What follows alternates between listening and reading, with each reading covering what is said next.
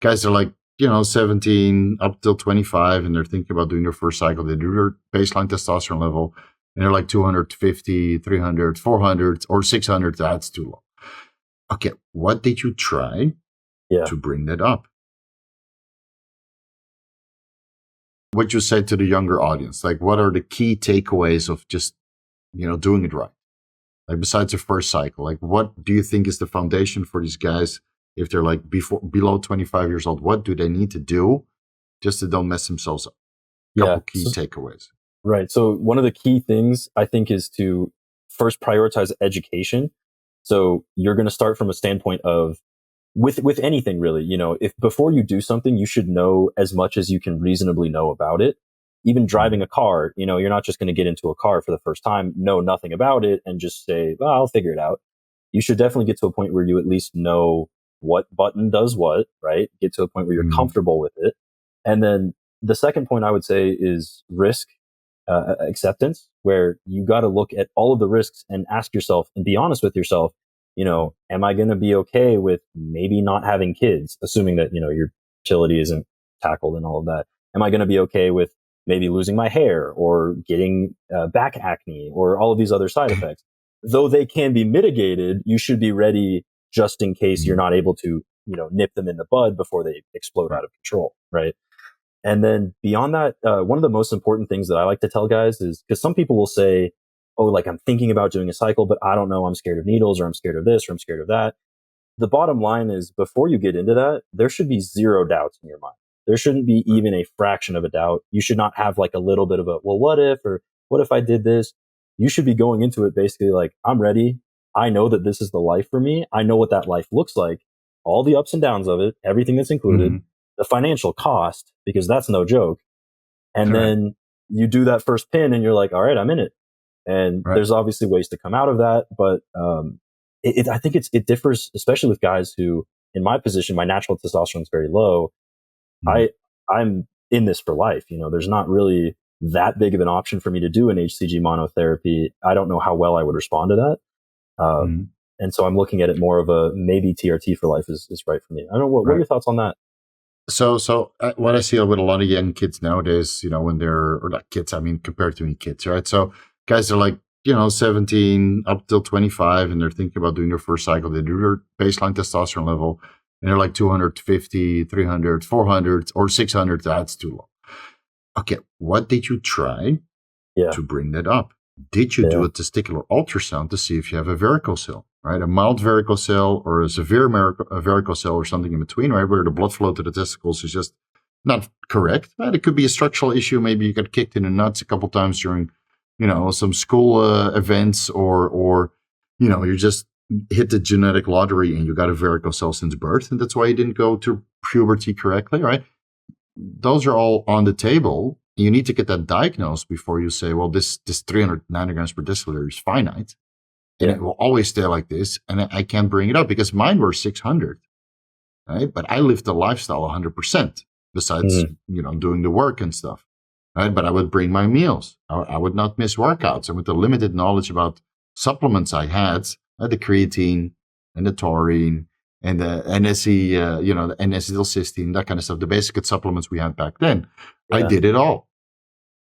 I fully left the lifestyle as much as I could and still going to work, right? Still doing my money making, which social media didn't exist. So all you had to do was, be employed and work hard, and then you get a salary, right?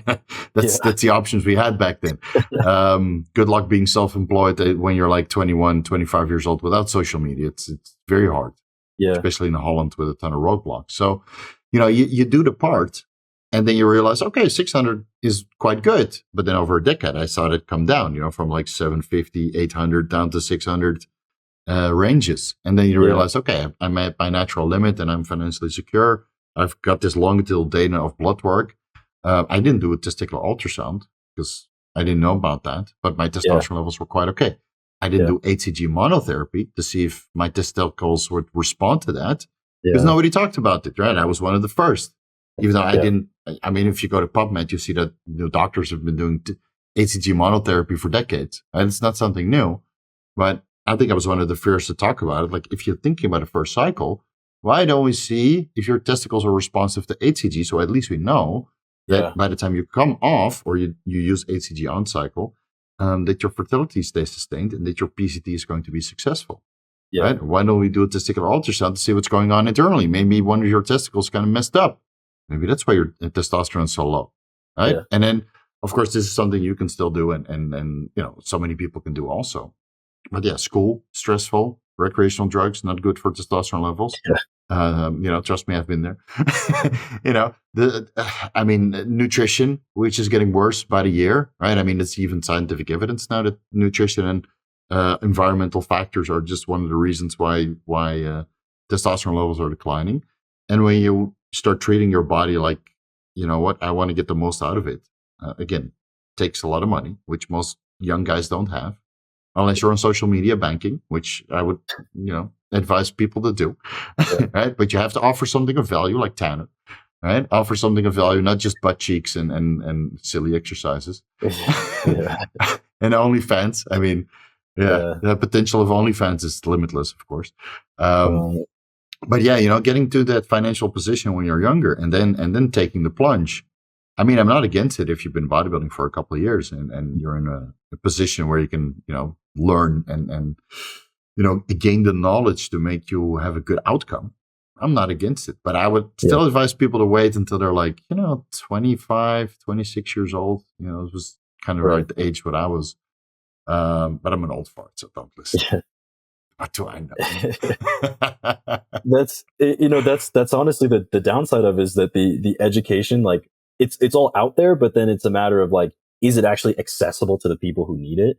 Because in my experience, it was, I had known about some things, but I didn't realize something like, enclomiphene could have been an option to just see if I can elevate my natural production that way, or something like HCG just as a purely HCG monotherapy experiment. I did do an experiment on cycle where like I deliberately let my nuts shrink and then I added in HCG during the cycle and they actually got volume again. So that was pretty cool. To surprise the girlfriend, like, look at this magic trick. Yeah, exactly. Helps with the load volume too. That's always fun. Yeah, exactly. Right. What doesn't help though? What doesn't help at your age is that HCG is harder to come by than SARMs. That doesn't help at all. Yeah. Like HCG is very difficult to source nowadays. There's only a couple sources who carry it because, somebody in government figured that HCG should have been listed as a biological. So it's even more difficult to get through a TRT clinic. And that makes it for guys who are wizened up even harder to do it correctly from the start because you can buy SARMs everywhere. There's discount codes for that, for fuck's sake. Yeah. But pharmaceutical HCG of high quality, good luck, man. I mean, it's hard and you have to import it, which makes you run the risk. When SARMs, you can literally buy, domestically and get it within the mail and no questions asked.